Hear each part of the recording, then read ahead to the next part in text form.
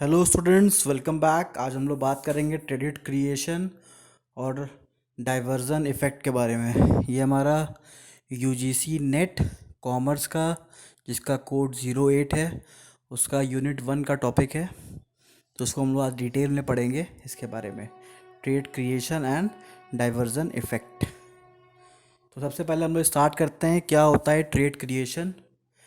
Trade creation is an economic term related to the international economics in which trade flows are redirected due to the formation of free trade area और custom union. तो जो हमारा trade creation है, ये सबसे पहला जो term है वो इंटरनेशनल इकोनॉमिक्स का टर्म है। यहाँ पे होता क्या है, हम यहाँ पे ट्रेड फ्लो के बारे में बात करते हैं।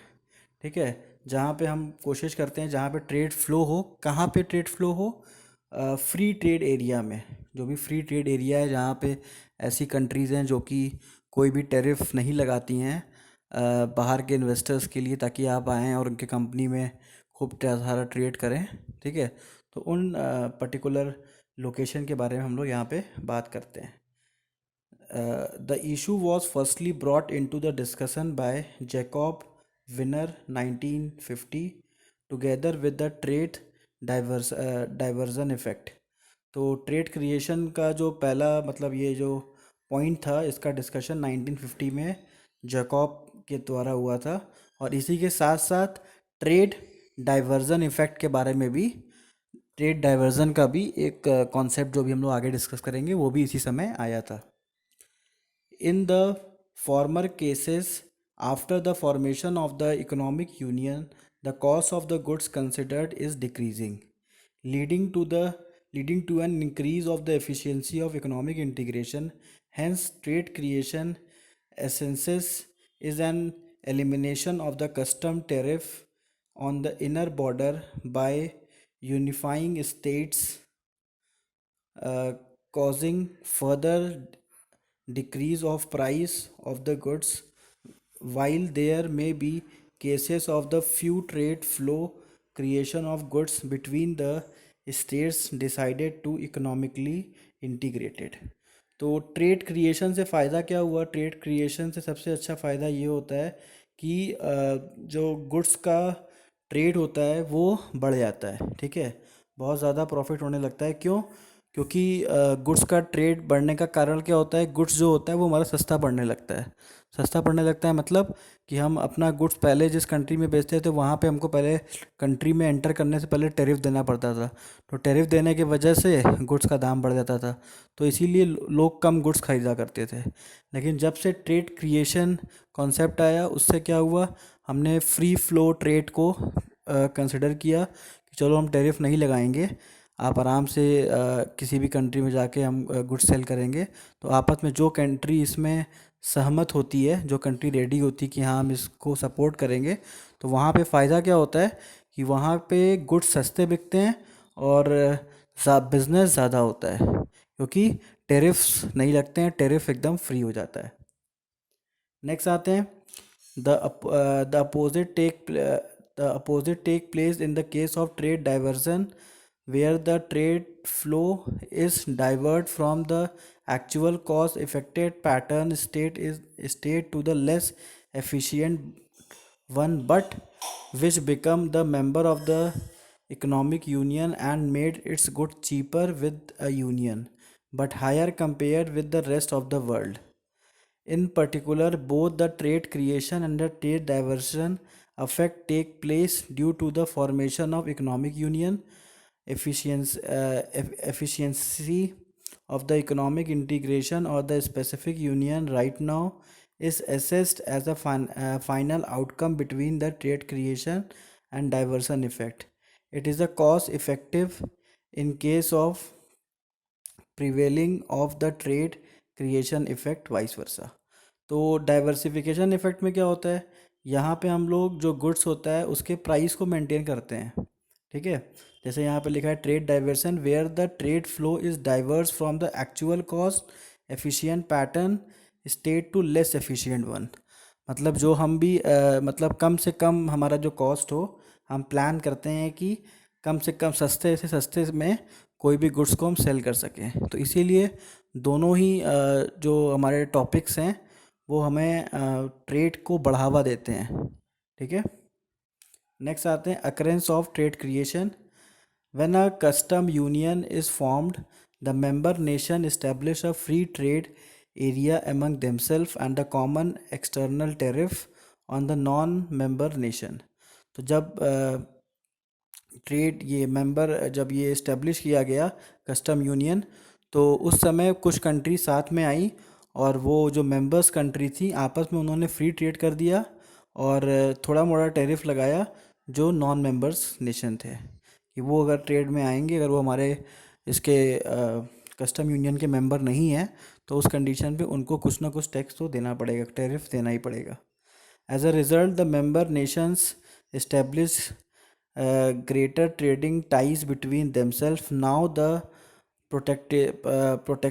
protectionist barriers such as tariff, import quotas, non-tariff barriers, and subsidies have been eliminated। तो ट्रेड जब फ्री ट्रेड कर दिया गया तो जितना भी आपके अलग अलग चीज़ें जो लगती थी, जैसे टैरिफ्स लगते थे और इंपोर्ट कोटास देना पड़ता था, नॉन टैरिफ बैरियर्स थे, सब्सिडीज़ थी, वो सब हटा दिया गया कि आप फ्री ट्रेड करिए, कोई दिक्कत नहीं है। The result is an increase in the trade among the member nation in the goods और the services of each nation comparative advantage.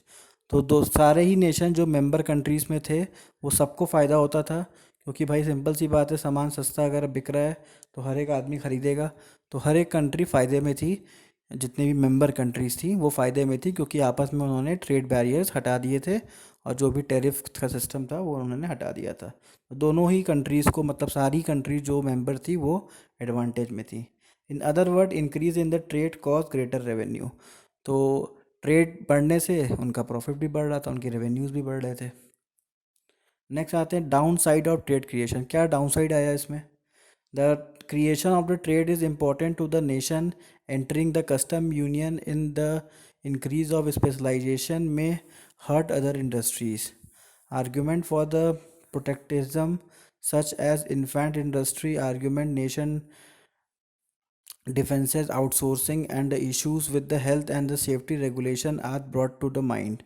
However, custom union are typically formed of friendly nation eliminating the national defense arguments. तो problem क्या होती थी, अब जैसे कोई भी country है, अब उसके यहाँ लोग वही चीज़ एक्सपोर्ट कर रहे हैं जिसमें वो स्पेशलाइज हैं। तो जब वो दूसरी कंट्री में एक्सपोर्ट कर रहे हैं तो वो इतनी अच्छी क्वालिटी का है कि लोग अपनी कंट्री का सामान नहीं खरीद रहे हैं। तो प्रॉब्लम क्या हो रही थी, जो एक छोटा कंपनी होता था उस कंट्री का, वो कभी ग्रो नहीं कर पाता था। जो स्पेशलाइज, जो अपने प्रोडक्ट में स्पेशलाइज चीज़ें होती कंपनीज होती थी, केवल वही सारी नेशन में ग्रो कर पाती थी। बाकी हमारे खुद के नेशन में जो हमारी छोटी छोटी कंपनी जो ग्रोइंग स्टेज में थी वो आगे नहीं बढ़ पाती थी। क्यों? क्योंकि जब हमें सस्ता सामान अच्छे प्राइस पे मिलेगा तो हम क्यों खरीदेंगे। तो ये था सोच हमारे कस्टमर का, और कस्टमर का सोच हमेशा से ऐसा ही रहा है। वो हमेशा से सस्ता सामान, अच्छा सामान तो खरीदेंगे, चाहे वो किसी भी कंट्री का हो। तो इसी वजह से ये हमारा डाउन ट्रेंड था ट्रेड क्रिएशन का। नेक्स्ट आते हैं ट्रेड डाइवर्सन के बारे में पढ़ेंगे। Trade diversion is an economic term related to the international economies in which the trade is diverted from a more efficient exporters towards the less efficient one by the formation of the free trade agreement or a custom union. तो इसमें क्या था trade diversion में हमारा जो थोड़ा सा ध्यान था वो हमने ध्यान डाला अपने उन लोगों पे जो हमारे लेस एफिशिएंट लोग थे, क्योंकि ट्रेड एक मिनट, हाँ, ट्रेड क्रिएशन की वजह से जो बहुत सारे हमारे स्पेशलाइज लोग थे केवल वही आगे बढ़ रहे थे। तो इसीलिए गवर्नमेंट का ध्यान रखा गया, मतलब गवर्नमेंट का ध्यान गया ट्रेड डाइवर्जन की तरफ। ट्रेड डाइवर्जन की तरफ गया क्यों? क्योंकि जो लेस एफिशिएंट कंपनीज थी उनके ऊपर कोई ध्यान ही नहीं दे रहा था, वो धीरे धीरे ख़त्म हो जा रहे थे। तो फिर अब जो कंपनीज थी, अब जो सॉरी कंट्रीज़ थी, वो ध्यान देना शुरू कर दी अपने कंपनीज के ऊपर जो उनकी कंट्री में जो कंपनी ग्रो नहीं कर रही थी। ठीक है, तो जो लेस एफिशिएंट थी उनके ऊपर ध्यान देना शुरू किया गया ताकि उनका भी ट्रेड अच्छा हो। The cost of the goods become cheaper when the trading within the agreement because of the low tariff. This is as compared to the trading with the countries outside the agreement with the lower cost of goods but the high tariff. तो ये क्या था कि अगर आप member country हैं तो आपका कॉस्ट ऑफ गुड्स कम रहेगा, क्योंकि वहाँ पे आपको तो टैरिफ लग नहीं रहा है, लेकिन अगर मेंबर कंट्री नहीं है तो आपको हाई टैरिफ पे करना पड़ रहा था. This relates the term trade creation, in which the formation of the trade agreement between the countries decreases the price of the goods for more consumers and therefore increase the overall trade. In this case, the more efficient producer will be agreement licensed increase trade. तो जो efficient producer हुआ करते थे वो हम लोग पहले ही बात कर चुके हैं कि उनका बिजनेस बढ़ जाता था. क्यों? क्योंकि उनका जो गुड्स होता था बेस्ट तो होता ही था, प्लस वो प्राइस बहुत कम होता था. किसके वजह से? जो आपस में एग्रीमेंट हो गया था कि हम लोग टैरिफ्स नहीं लगाएंगे. तो ये था हमारा trade creation. The term was use by old Chicago school economics Jacob winner. ये तो हम लोग ने बात कर लिया है कि 1950 में ये दोनों टर्म्स आए थे. जैकब ने ये दोनों टर्म्स लेके आए थे. नेक्स्ट है notable uses. The early use of the term was by Jacob Viner in 1950 paper the custom union issue. मतलब इनका जो पेपर था द कस्टम यूनियन इशू, इसमें इन्होंने ये वर्ड यूज़ किया था. लेटर इन द केस, क्योंकि ये सब नेट के एग्ज़ाम में पूछता है, ठीक है, कि ये वर्ड कहाँ से आया, कब आया, तो ये सब ज़रूर आप लोग याद रखिएगा. Later in case decade Richard Lipsey noted that not only the location of the production but also the location of the consumption of goods would be affected by the trade agreement. तो उनको समझ में आया कि हाँ ये trade agreement करना अगर आप कर रहे हैं तो केवल लोकेशन ऑफ प्रोडक्शन नहीं, कंजप्शन का लोकेशन भी इफ़ेक्ट होता है. बेलास Balasa discussed the concept in the relation of the European Common Market in his paper in 1967, Trade Creation and Trade Diversion in the European Common Market. उसके बाद जो उसके बारे में डिस्कस हुआ वो 1967 में हुआ. तो ये भी पॉइंट्स और नाम दोनों याद कर लीजिएगा. अब आते हैं occurrence. When a country applies the same tariff to all the nation it will always import from the most effective producer, since the more effective nation will provide the goods at a lower price. तो simple सी बात है, अगर अगर आपने trade agreement कर लिया है नेशंस के साथ तो आप जो भी गुड्स आपके पास आएंगे वो बेस्ट गुड्स आएंगे सबसे सस्ते प्राइस में. Which the establishment of the bilateral of the origin free trade agreement that may not be cases that not be case if the agreement is signed with the less efficient nation. it will it may will be that the producer become cheaper in the importing market than those from the more efficient nature. तो ये भी ध्यान दिया गया कि अगर हम ऐसे नेशन से ये सब टाई अप करें जो लेस एफिशिएंट है तो उनका भी कुछ ग्रोथ होने की संभावना बन सकती है. Consequently, after the establishment of the agreement, the importing countries would acquire product from the higher cost producer. तो जब ये एग्रीमेंट हो गया तो जो इम्पोर्टेंट कंपनी थी, सॉरी जो इम्पोर्टिंग कंट्री जो हुआ करती थी वो गुड्स एक्वायर करने लगी हायर कॉस्ट प्रोड्यूसर से instead of low cost producer से, from which was the importing until then. In other words that will cause the trade diversion. तो ट्रेड डाइवर्सन को लाने के लिए, ताकि जो हमारे कम एफिशिएंट लोग हैं वो भी आगे बढ़ें, तो उनको भी प्रमोट किया गया ताकि उनसे भी गुड्स ख़रीदा जाए और उनके गुड्स को भी एक्सपोर्ट किया जाए, ताकि वो भी बाद में एफिशिएंट बने. जब उनको मौका दिया जाएगा तभी तो एफिशिएंट बनेंगे. तो ट्रेड डाइवर्सन ने ही उनको मौका दिया. जो लेस एफिशिएंट लोग जो प्रोड्यूसर्स थे फिर वो भी ट्रेड में आने लगे. अब आते हैं डाउन साइड. डाइवर्टेड ट्रेड में hurt the non members nation economically and politically and create the distress relationship between the two nation. तो जो नॉन मेंबर नेशन होते थे उनको बुरा लगता था कि भाई हमें हमारे लिए सब कुछ महंगा, ये लोग आपस में बढ़िया से सब सस्ता कर रहे हैं, तो उनका पॉलिटिकल रिलेशन ख़राब होने लगा. This decrease the output of the goods और the services trade from the one nation with the high comparative advantage of the nation of the lower competitive advantage work against creating more efficient and effect against the more overall surplus.